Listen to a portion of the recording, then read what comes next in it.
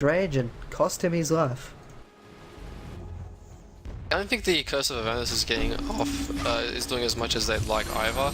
They're not really, I mean they're trying to be aggressive, but it's not working out for them. I feel like he should have lived that blow of time and maybe put a few extra points, or a few points at the very least in Mist Coil just to help out his allies with the heals. Oh, nice hook shot. Hookshot comes on in, he's going to be catching out the Alchemist. Alchemist has got nowhere to go. He'll at least get his stun off, but he should fall shortly after, and that's a double kill, going to CLM as if there was nothing left in the world to stop him. For me, is no hope. Oh, that one now. A little hope. For one of them. He's got to go back to the fountain and up this. Yeah. What's at least horrible. And he doesn't have a summon for 2 minutes in. That is harsh at this stage. I mean, you need both those familiars for the chain stun and the damage that can pull out. You need everything you can gather at the moment for 300 Spartans. And this tier 2 tower is going to be taking a ton of damage if not on the fall here. No, quite denied, but not going to work out. CLM now he's on the run, doesn't have his Shadow Blade up. He's going to just be able to top it out. Spike coming out from that line, holding them back a little bit longer, and they've got a surge coming in. They're going to start getting that slow. Will they be able to chase him down and kill him in time? We have a TP come from the Giant Company. He needs to throw down that cooldown. He doesn't throw it out fast enough. We do see the depth of line. The wall has been thrown down. The BKB is not keeping him up long enough. He's got to go down. That is a big pick up for 300 Spartans. The Bo time is procced. Prixus, he will pick up another kill for his side, and they get 3 kills and a buyback coming from line, which is a little bit strange. But it looks like they want to turn this back around. There's all these low heroes. Kunk is going for that Shadow Blade crit. He gets it. He picks off 2 from the Tidebringer, and he's going to be ecstatic about that. That RNG. That crit. Oh, that was beautiful. Yeah, I gotta say, you know, despite losing 3 heroes, I believe it was there from last Ronin, they still picked up the tier 2 tower and tier 1. Still like very well. All by 12. It's about 10 to 11. So they're still comfortable. In fact, it might find hazy here. Trying to use the. He's got 2 seconds. They're gonna walk on it. Line. They've split. He hasn't hit it yet. He's gotta be caught. And, well, zap. Clockwork jumps on in, and the line gets the final kill. And well, that poor Alchemist. I'm not sure it was with the poison over pop, but oh well.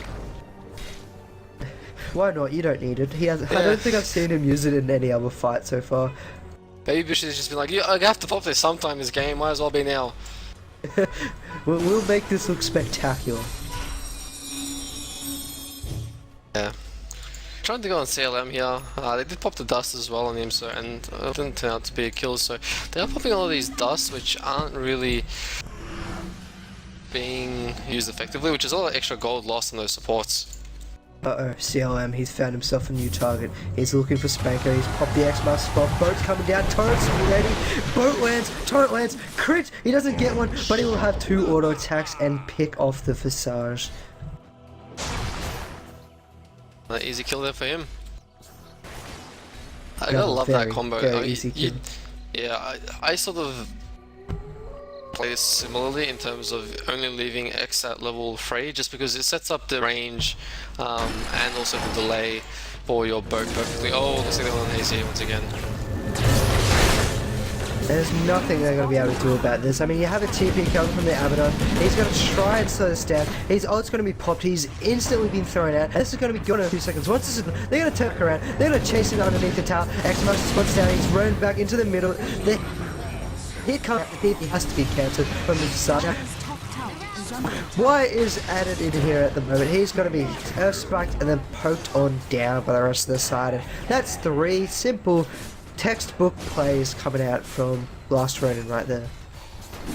Yeah, and a few, I guess, what not to do 101 from 300 Spartans. Yeah, they're just coming in one by one, teleporting in individually. It's just not. You really shouldn't be doing that. It's how you give away free kills. And Daedalus now on Bunker. That's going to be very powerful when he crits again. Yeah, which will probably be the one time he needs it. Yeah.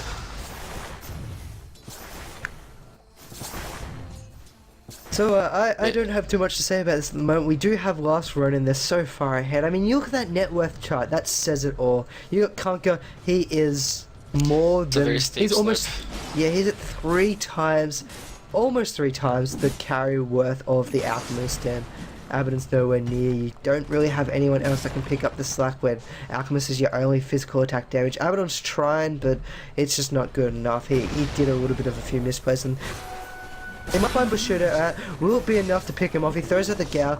He needs to pop the shield on himself so he can get rid of all that slow, but he hasn't done it yet. Boat's coming on in. Nice Earth Spike. Nice Boat. That is one down. The Boat time is propped down. They're going to be chasing down the rest of these heroes. That's a second one going down by the Clockwork.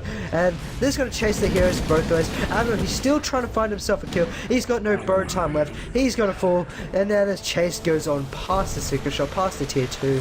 The Torrent will not land, but they've already found their kills that they need to, and unfortunately the Clockwork's not going to be able to pick that up with his Rocket Flare, but they're going to pick off an easy tier 2. They got 3 kills, and it's more than worth it. That's a very nice after by Sion. Really helped. Well, I think it's with much on that. That extra damage and the extra lockdown certainly helped him find the pick off. I gotta say, the net worth for Last Ronin is that goal. All of their heroes except for the Lion are above. That means their supports are actually, or at least one of them, actually no, both the supports are above the Alchemist. Darkseid's the only one who's sitting above Sion there, and it's not by much. After this Frashan, it's probably not going to be very much difference at all.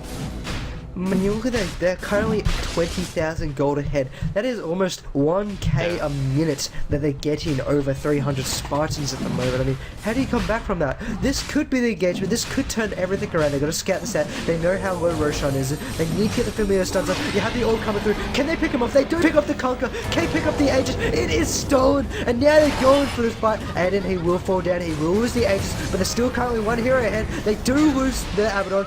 Will they be able to run the cooldowns? Being thrown down. Hazy, he's taking so much damage. He's got no items on him. He's going down. Spanko should fall shortly after. And now they're going to turn back and he's going down. That is 4 heroes and an Aegis going by 3 half Spartans with only losing Conquer and a Clockwork. Yep, that's a big play there. You know, the Aegis still certainly a wonderful play there by Aiden. Unfortunately, I wasn't really able to help the situation too much. They picked off Kanko, which is nice, and he's been a hero that they've been trying to kill off. It's a little bit unfortunate that, well, at least for 300 Spartans, that Exile on that Gyrocopter got away on such low health. Nonetheless, I mean, Last Ronin, they're so far ahead at this point that even without that Aegis, they can just go for a tier 3 once everyone respawns. Man, now after that little fight, I can't see too much. I mean, they had pretty much the perfect engagement. They got the instant kill onto the Conquer. He 100 HP. You found yourself a kill. You found yourself an Aegis on top of that. So it was a 6v4 fight. What happens? They didn't have any damage. They couldn't really fight. I mean, Atlas, he's got no items. What's he doing? He's doing 96 damage, negate a little bit of armor. He's doing about 70 damage every 1 second, every maybe half a second with his ultimate popped. That's not what you need. You have Darkseid. His wall did do a little bit of damage, but he's only got a level 2 vacuum, so you're not going to be able to do too much damage on that route either. Yeah, Abaddon tries to do something, he can't do too much either. He gets picked off. Once that Bo times proc, he has to be defensive, and unfortunately for 300 Spartans, they just don't have either magic damage burst or the physical damage route they need, and they just couldn't find themselves any kind of kills. And Clockwork, he finds himself a solo kill alone on the Alchemist. Nice hook shot right into there, and I mean, this Alchemist is way too fragile at this point as well. Getting picked up by the offlaners even.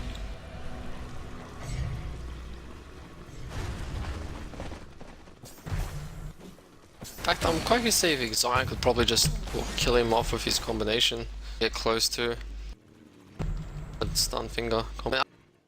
Alchemist is so underfarmed at this point. He has, he's only got boots. He's looks like he wants to go towards, I don't know, maybe a Shadow Blade, potentially a Battle Fury, but at this point in the game, it's way too late.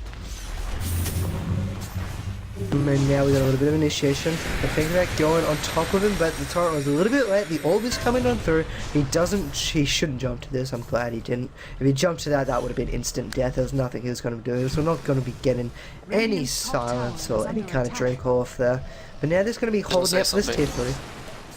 We might see a Viking out here from Zealand. Oh my god, Isaac Divine, I'm coming. Of Death 1, but then on the other side you have your carriers of your Kunkka and Gyrocopter picking off everyone else on the map.